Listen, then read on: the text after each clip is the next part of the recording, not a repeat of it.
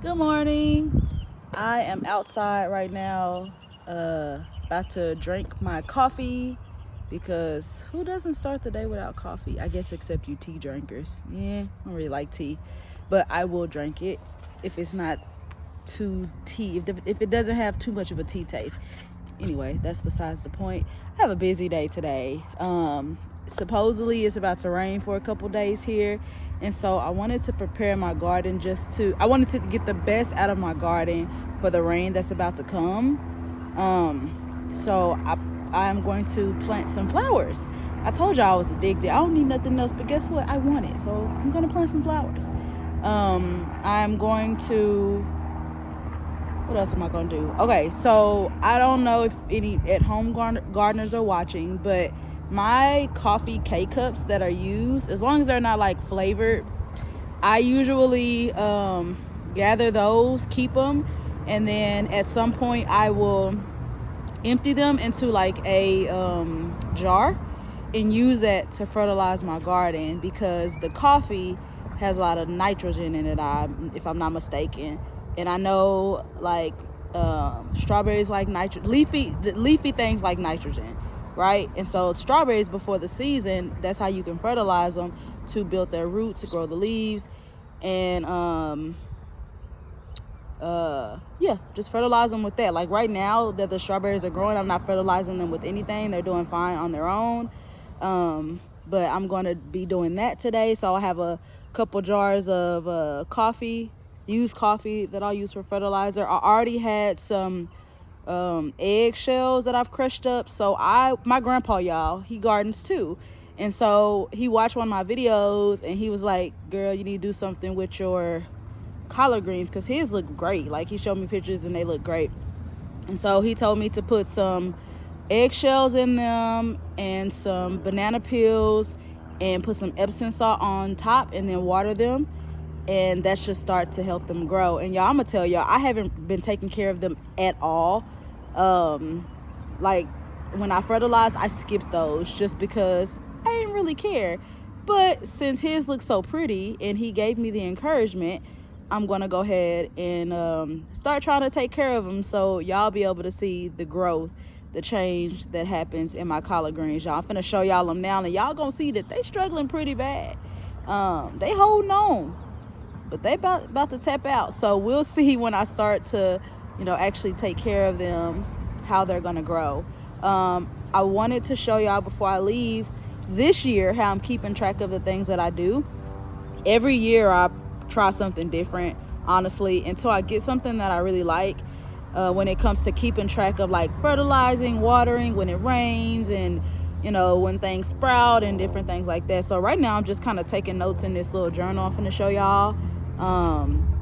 So after today I'll just write down everything that I did so that I can just know, how often everything is happening, how often I'm fertilizing, different things like that. And then I'll give y'all a tour because it's so funny. I love gardening because you can come out here one day and things look a certain way, and you can come out here the next day and they look totally different. Now, whether it's different good or different bad, depends on what's been done.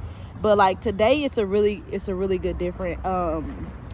My zucchini, y'all, they're finally flowering. So this is when I was telling y'all about the male zucchini and the female zucchini. When they open up, you have to pollen. The pollen has to, from the male zucchini, has to get into the female zucchini. So some people do that by hand, cross pollination.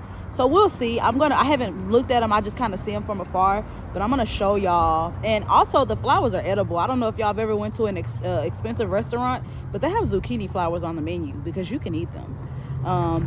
Granted, I have not because I be trying to grow zucchini, and I haven't done it yet. So we'll see this year. Like I said, it's the best my zucchini has ever done.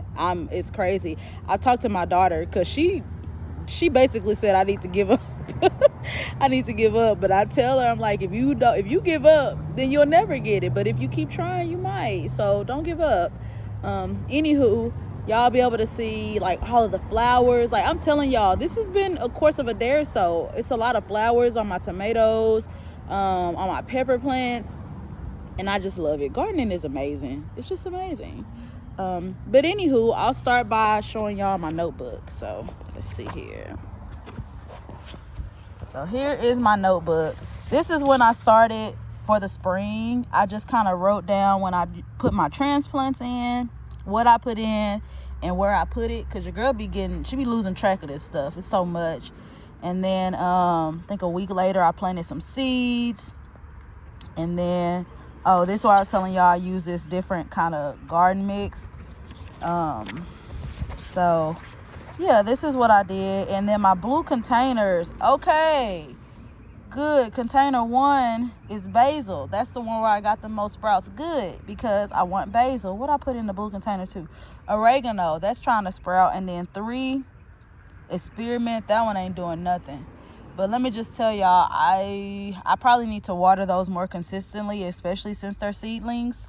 And that's maybe one of the reasons why they're not doing well. So that's my fault. And a lot of this stuff is my fault. I told y'all, trial, error, and Google is how I learn until I eventually get in my Master Gardeners program. But anywho, so this is me keeping track of like when it rains, when I water it, if I loosen the soil, if I fertilize it. So today I'll be adding to the list me planting my flowers. I'll be adding to the list me adding the calcium. The eggshells is calcium, so me adding the eggshells / calcium to the collard greens, putting the Epsom salt on top, just to kind of keep track of when I did it, so I can see how long it takes for it to kind of perk back up. But yeah, this is how I've been keeping track of things now. So we'll see how this goes on throughout the season. And then let me just show y'all my zucchini. Look at it. So here are the yellow flowers. These are the zucchini flowers. And I believe that one, I'm gonna have to relook this up, because honestly it's been a while, because like I said, normally I don't get nothing when it comes to zucchini, but I believe those are males. That's why they got the little thingy sticking out, I ain't gonna lie. And then yeah, looks like that's a male too, and that's a male. I'm gonna relook it up. I bet you these over here are females. But and you know what, this is something that happens too, to where the females and males don't grow at the same time.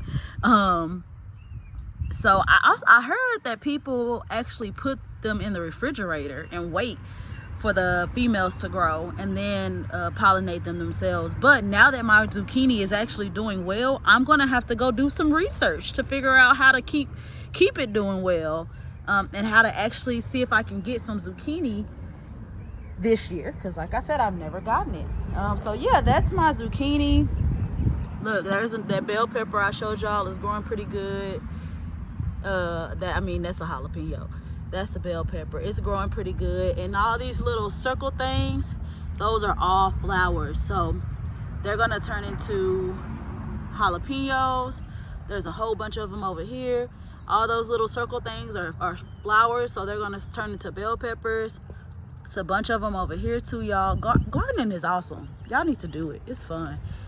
Fun. And then here is, I told y'all, my struggling collard greens. So I'm gonna see if I can loosen the soil and add some calcium and some, I don't have no bananas, but I may have to get some just so that I can put some in there. And then here's my blue container. So that's number 1. You can see I put the 1 right there.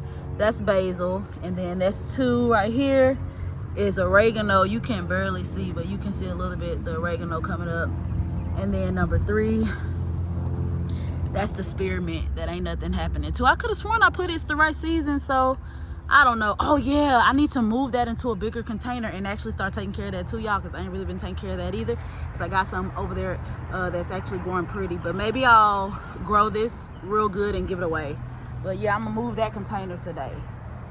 I'm gonna be out here all day and I love it. So my tomatoes still growing. Look at that one. This is the San Marzino tomato. It's got flowers. I've been trying to keep up with this to make sure that I keep it in the tomato cage, because this thing be growing like crazy and it needs to have some stability. But yeah, look, flowers are on my San Marzino tomato. This the other San Marzino tomato, and flowers are on it.